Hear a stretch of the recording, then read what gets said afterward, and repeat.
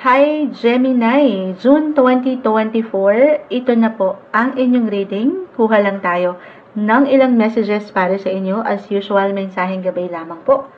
Will be straightforward, hopefully. May pagkakataon lang talaga na napapahaba dahil sa lawak ng pwedeng iparating ng cards. Pero Gemini, ngayong bagong buwan ng Hunyo, ano pong maiwan natin para sa mga taong ito? Gemini, message. Gemini, message, June 2024. Gemini, okay.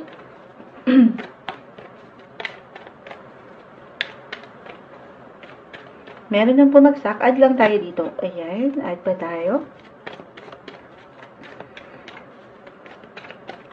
June 2024, anong kailangang marinig ng taong nakikinig ngayon? Gemini,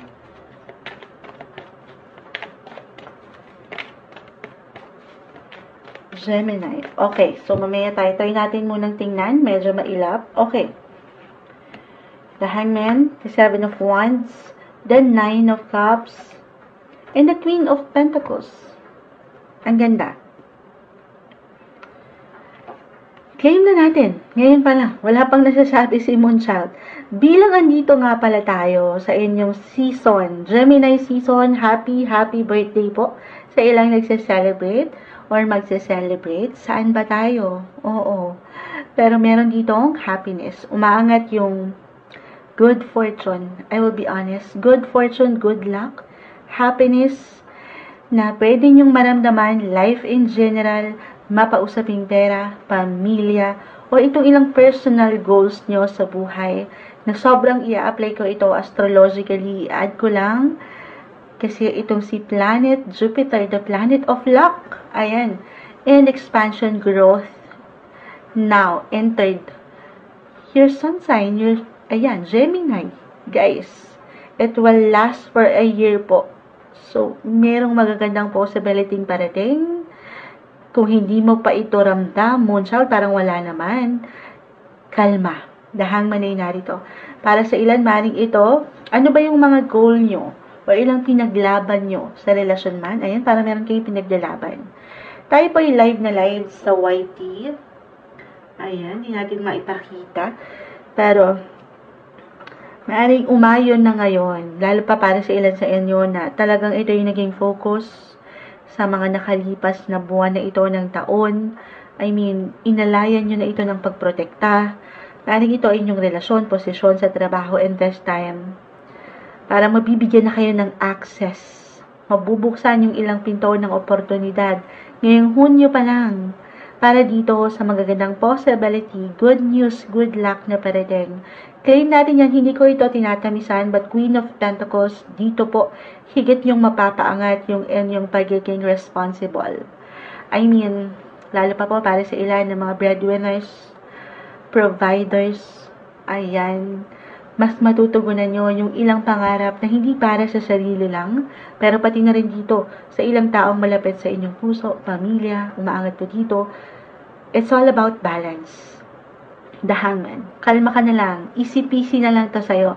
Lalo nga po kung meron na talaga kayong ilang pinagdaanan na hindi kadalian itong mga nakalipas na buwan. And this time, I feel na magiging magical. Parang magi-spark ang buhay, life, in general, as I've mentioned, lahat na to eh. Okay? Pangkalahatan na, i-claim na natin, maparelasyon man, trabaho, or pamilya, pera. Ang ganda ng ilang possibility para sa inyo. Moonchild, ang tamis-tamis niyan. Pero sana, mapaangat nyo dito yung kasapatan kung anong meron ngayon, kasi sa realidad po ng buhay, tayo ay magkakaiba pa rin ng posisyon, sitwasyon. Gaano man kabongga yung nami-mention ko na good news, good luck, magandang opportunity, definitely hindi nyo man ito agad-agad. Lubos biyaya para sa ilan, meron at meron pong improvements. May pag-increase, may pag-angat. Hindi mo pa man ito totally ramdam right now or ngayong buwan. Pero may pag-expand, may patuloy na growth, guys. Paalalahanan nyo lang inyong mga sarili na sapat to. Okay ako dito. Okay, as long as patuloy mo lang din na pinapaangat yung balance, na andito ka sa wasto, na wala kang ibang natatapakan na ibang tao, then ito Gemini, claim mo na yung ilang possibility na pwedeng magbukas sa'yo. At dito, mas higit kang magiging inspired. Mas aangat sa'yo yung pangarap mo to take action. At bigyan ng protection itong ilang pag-aari mo, yung sa'yo, yung matatawag mong sa'yo. Pera, pamilya, relasyon. Okay? Yung kasapatan lang. I mean, kasi minsan hindi na natin nare-recognize, di ba, yung patuloy mong ilang laban na kinakaya, nalalagpasan. Gaano man kaliit yan, celebrate your small wins ngayong buwan, Gemini. This is the best time bilang, ayan, celebration tayo ngayon. Mga birthday month nyo ngayon, birthday season. So, parang ano to, life in general tayo ay general message, pero about relationship, sige.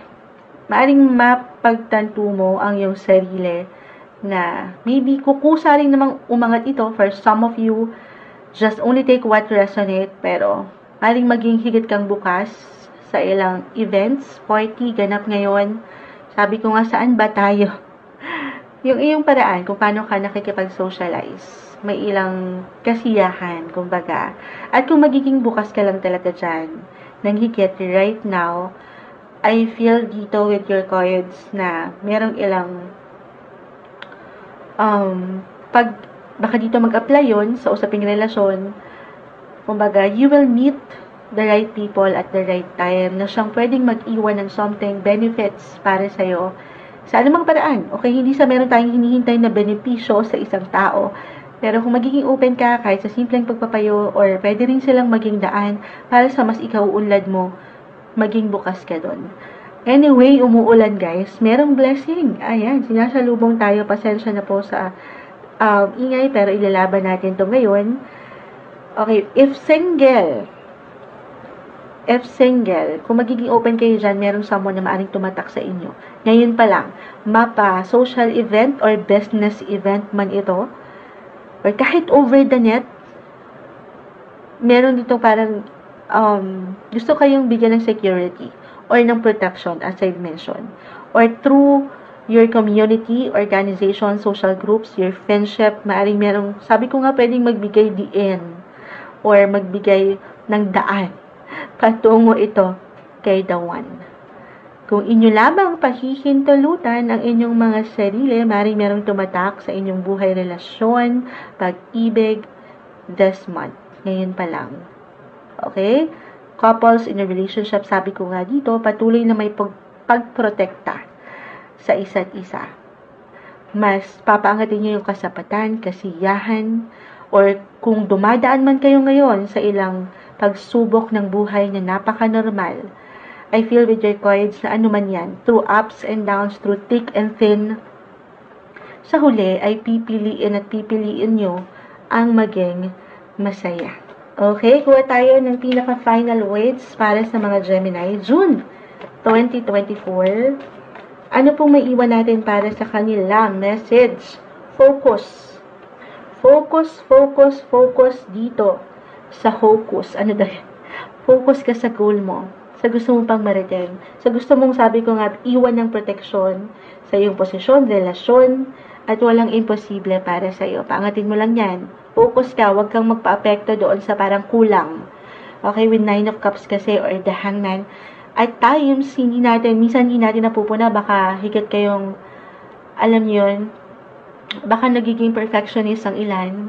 At sa part ng pagiging perfectionist, baka may tendency dyan na once na meron lang kayong makitang gusot or dumi sa isang trabaho, proyekto, relasyon, ay mapanghinaan kayo agad ng loob. Yun yung ayaw natin. It's okay not to be perfect, guys. As long as andyan yung focus, ilaban nyo yan, i-push nyo yan. Patungo pa kayo sa inyong highest growth potential sa buhay ngayong buwan, June 2024, Gemini.